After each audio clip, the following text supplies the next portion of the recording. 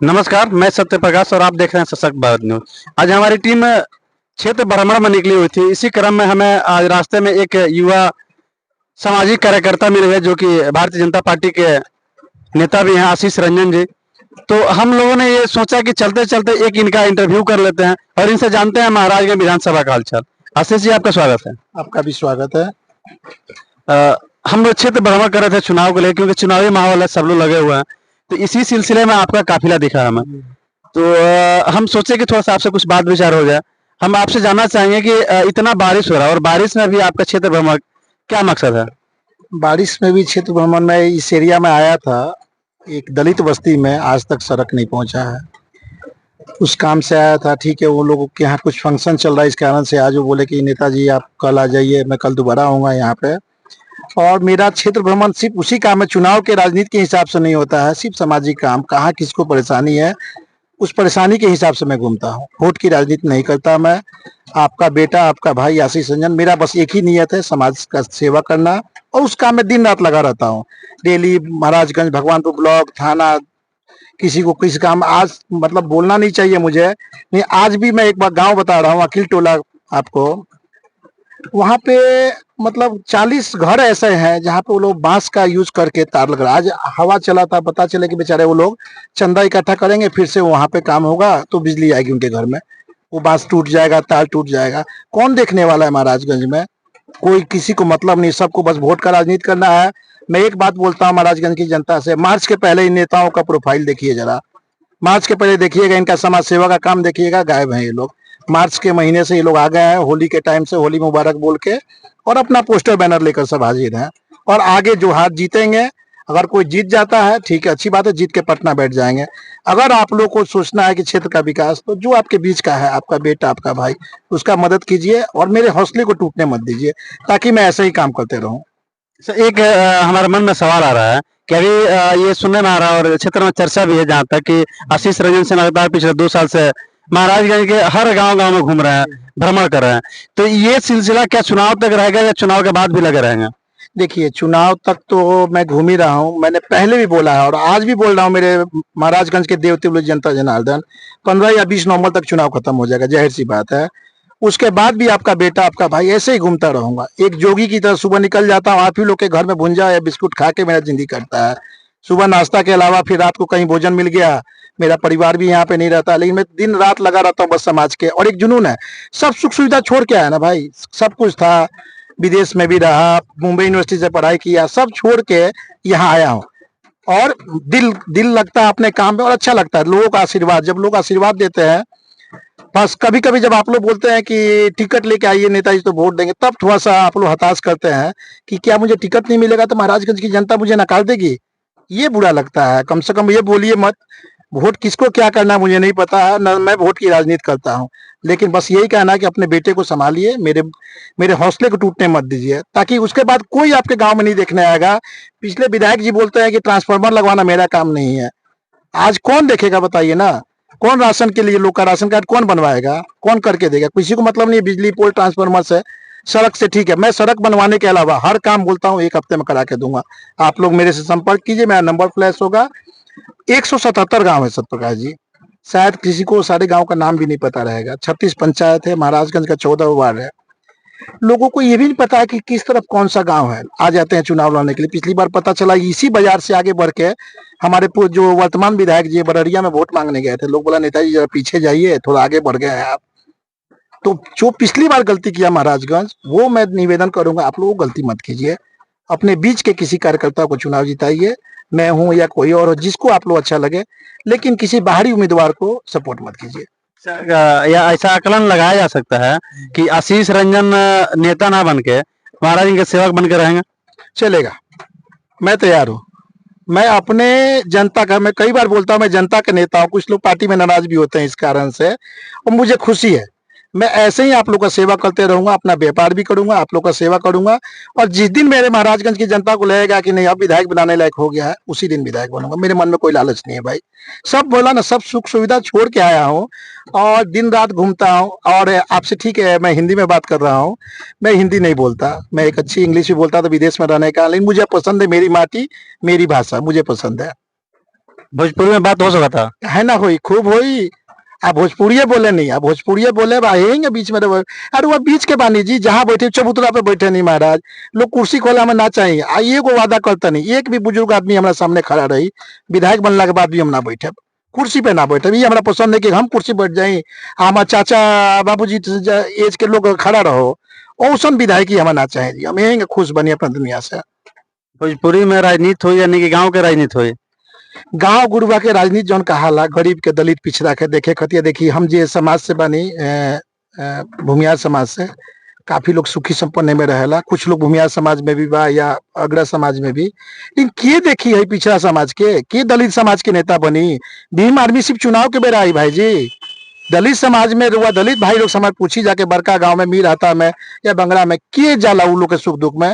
जब कोई दिक्कत होला आशीष भैया, पुलिस प्रशासन भी कई बार दलित समाज के साथ अन्याय जब करेला, वो खतिया जाके लड़े नहीं। के लड़े आई रुआ खतिया? भीम आर्मी कि कांग्रेस आई लड़े खतिया? ओ बड़ा केहू नहीं। वोट ली लोग, चल जाई लोग, नेताजी लोग अपना बढ़िया एसी गाड़ी मर्सिडीज से लोग आवेला और जाके पटना जाके बैठ जाई।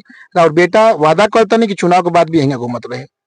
कहीं महाराज इनसे टिकट मर्सिडीज वाला लोग के मिल गए, तब मर्सिडीज वालों को मिल जाए तो चुनाव ना जीत पाए लोग। चुनाव में विरोध हो? एकदम विरोध है, चुनाव ना जीत पाए लोग। चुनाव क्षेत्र के बेटा इस बार जीते। महाराजगंज का जनता कसम खा लिया है कि किसी भी हाल में इस बार क्षेत्र का बेटा ही जीतेगा, किसी पार्टी से जीते। फिर वो भाजपा से बने, अगर क्यों मर्सिडीज वाला भाजपा से होता तो विरोध हुई? एकदम विरोध हुई। ऐसे विरोध हुई कि हर बार आंख बंद करके अंधभक्ति वाला काम हमरा से ना हुई। ऐसे ना हो कि पागलपन के काम बाटे। ये आदमी हमारे क्षेत्र के विकास ना करी तो हम अपना क्षेत्र के जनता के साथ काहे धोखा करे भाई? हम कौन मुंह लेके जाए? नेताजी बैठ जी हो जिया, अभी तो विजय शंकर दुबे के हमरा से ज्यादा क्यों ना फोन करो तो विधायक जी के काहे फोन करे नहीं? काहे हमार का नाम है कि हमारे जनता के कौन ढेला पूजे पड़े, वो ढेला हम पूजे, केकर पैर पकड़े पड़ी हम पकड़े। एक अल्टीमेट हमार बाटे बस महाराजगंज के विकास, ओकरा ला हम कोनो मुद्दा पे बात ना करे नहीं। आज लड़की के शिक्षा के का व्यवस्था है महाराजगंज में? कई गो टेक्निकल कॉलेज में बताई रुआ, कई गो कहाँ हमनी के जाई आदमी पढ़े खतिया कमाई खतिया जाओ। हमनी जाके दिल्ली बम्बई पढ़ाई करनी से कमैनी से हुए हाल कनियो करो। आवे ले जनरेशन के तो केहू काम करो, केहू का मतलब नहीं है ना भैया। हम चुनाव में आयल बनी, हम ही पार्टी के समझ। अरे भाई योग्य उम्मीदवार के वोट दी, हम नहीं की कहत कि हमारा के दी लोगी, जे बुझाओ अच्छा ओकरा के दी लोगी। हाँ राहुल बेटा आशीष रंजन सिंह हम यही कहता नहीं कि हमेशा यही घूमत फिरत रहे। भगवान से आशीर्वाद देव कि हमारे व्यापारवा ठीक चलत रहो, कम से कम ये डीजलवा के पैसा आ जाए। बाकी भुंजा रोल खियाइए देव लोग, भुंजा बिस्कुट मिल जाला रोज खाए के, हमारे काम चल जाला। एगो सवाल हमारा मन में उठा था, बहुत मन उत्सुक भाई पूछे खातिर कि जौन रुआ कहनी है कि बाहरी चाहे मर्सिडीज लोग है तो जरा और जहाँ इशारा बा इशारा हम समझत नहीं, जे वीडियो देखी वो आदमी समझ रहा बात। तो का ऐसा हो सकता है कि बाहरी आदमी जो मर्सिडीज से आवे और आवे से पहले अगर क्षेत्र में कुछ काम करत होगे तो ओकरा जनता ना कर दे ना? तो आवे से पहले क्षेत्र में कमवे ना हुई, मर्सिडीज वाला से क्षेत्र में काम ना हुई महाराज। बड़ी खराब रोड रहा। अब तो बाबा हमनी के रोड बनवाओ तनी बसंतपुर, वहाँ के भी बधाई देव हम। बसंतपुर से होते हुए जो महाराजगंज सड़क आवता बन रहा बा, कमर टूट जाई महाराज, ना कामे ना हो पाई। गलत रहा सोच बाटे जे केहू मर्सिडीज वाला है पसीना में बाजार पे आके ना बैठी, एक दिन आके बैठी। ये सकरा बाजार पे हम कोई दिन आवनी की हमरा के नहीं के चिन्ह तो वो बताई। तो बाजार के एक एक आदमी हिंदू होके मुस्लिम होके कोई जाति के होके रुआ का है कि जाने लगे आवे ले बैठ के कहीं चौकी बैठ जाए, चबूतरा पे बैठ जाए, कहीं बैठ जाए। तो सबसे बड़ा चीज बाटे कि विधायक, हम बार बार कहे नहीं कि विकास विधायक कर सकता है। बुझाला कि सांसद जी नाली बनवा दी, सांसद जी, अरे सांसद जी के क्या बनवाई है? वो बिहार सरकार को रेवेन्यू आप पे कर रहे हैं, बिहार सरकार की जमीन पे बैठे हम लोग, ये सड़क बिहार सरकार का है। तो इसमें सरकार का सड़क बनवाने का विधायक जी को सारा फंड उनके पास है। हम लोग चल जाते हैं मांगे लेकिन दूसरे के पास, गलत दिशा में। मुखिया का चुनाव करी गलती करिए देते हैं हम लोग, अब विधायकों में वही गलती कर लेंगे तो बस झेलिए उसके बाद से। लेकिन हाँ झेलना नहीं पड़ेगा, आशीष है आप लोग के लिए, करते रहेंगे ऐसे ही आप लोग का जैसे समाधान कराते रहेंगे। लेकिन फिर भी कहेंगे हिम्मत मत टूटने दीजिए। काश दूसरा कोई आशीष नहीं बनना चाहेगा। फिर एक एग्जाम्पल सेट होगा, दूसरा कोई बोले ना ना ना काम करके क्या फायदा होला। देख लिए आशीष जी के क्यों ना वोट दिलक। हमारा और कुछ सवाल बा, लेकिन हम सोचते हैं कि बारिश छूट गई बा तो गाड़ी रोक के हमने के बाहरी कुछ बतिया जा सकता ना? एकदम सवाल पूछिए, हम तैयार बनिए। थोड़ा सा बाहरी कुछ बतिया जाने का।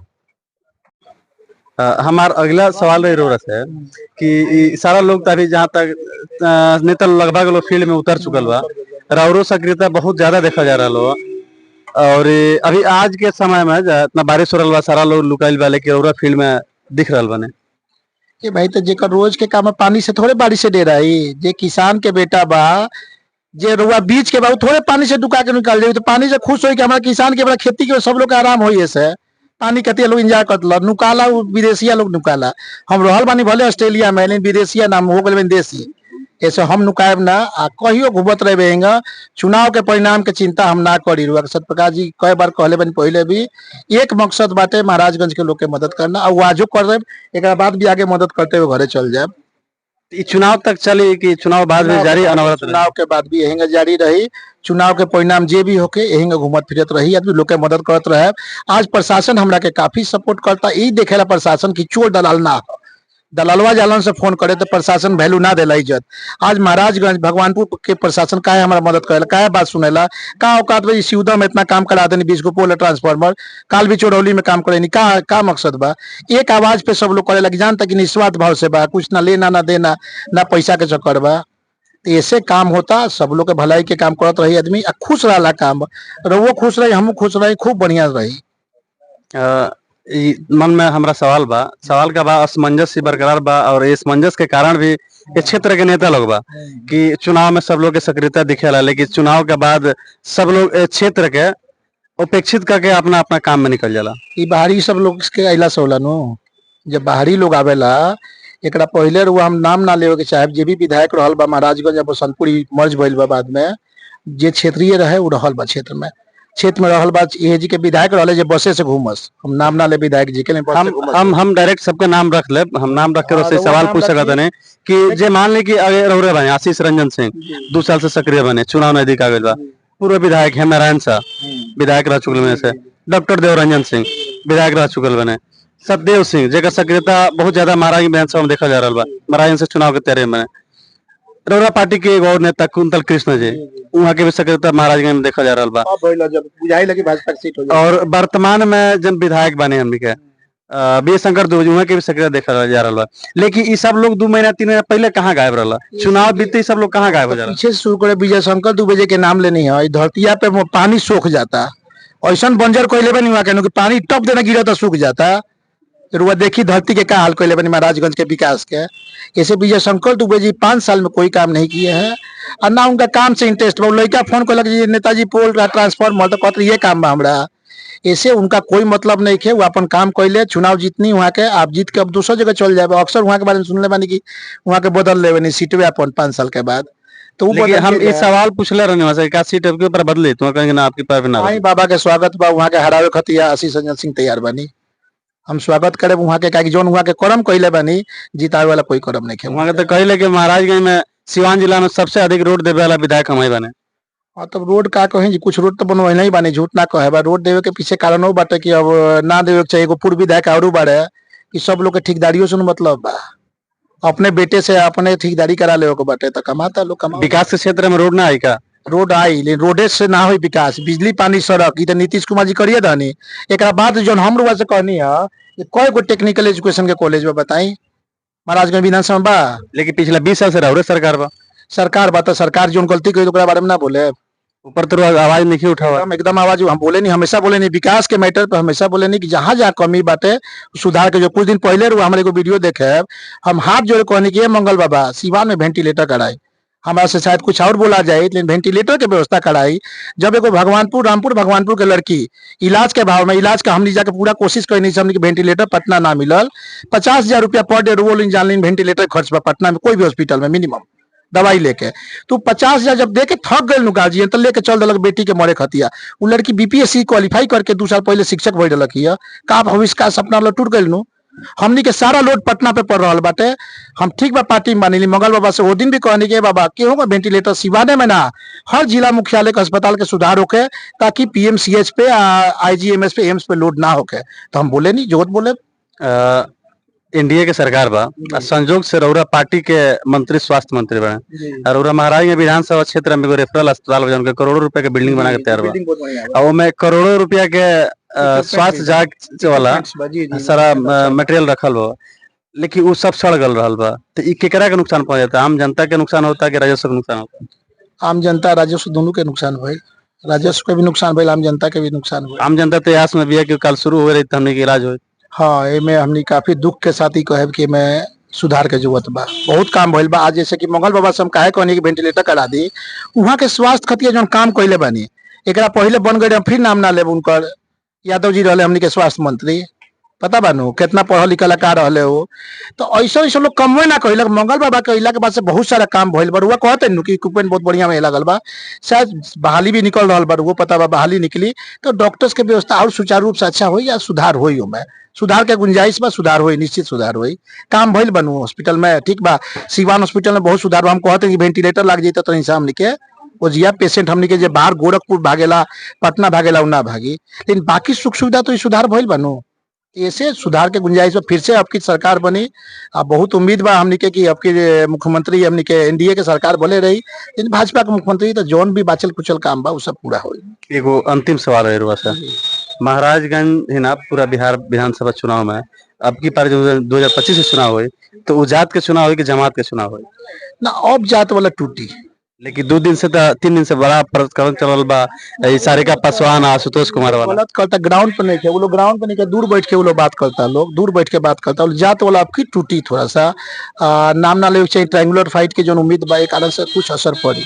लेकिन ऐसा ऐसा होता है कि चुनाव नजदीक बात के जात के रंग दिया जाता हो कि एक तरफ से आशुतोष कुमार जन की भूमिहार ब्राह्मण एकता मंच के अध्यक्ष बड़ा, एगो राजद के प्रदेश प्रवक्ता बड़े सारिका पासवान, लो एकदम अमर्यादित बयान दे के लो बिहार के पृष्ठभूमि के गंदा कर रहा। दोनों आदमी के हम कह के गलत कर रहा बा लोग, दोनों आदमी के स्टेटमेंट गलत आ रहा बा, ना बोले के चाहिएगा। सब जात समाज के जे लेके चलेला उहे नेता होला, कि हर जाति हर वर्ग के लेके चलेला। हम से गाड़ी में जो बैठे हैं का कहनी है कि हम अगड़ा समाज से बानी, भूमिहार समाज से बानी, जे की काफी डेवलप समाज बाटे।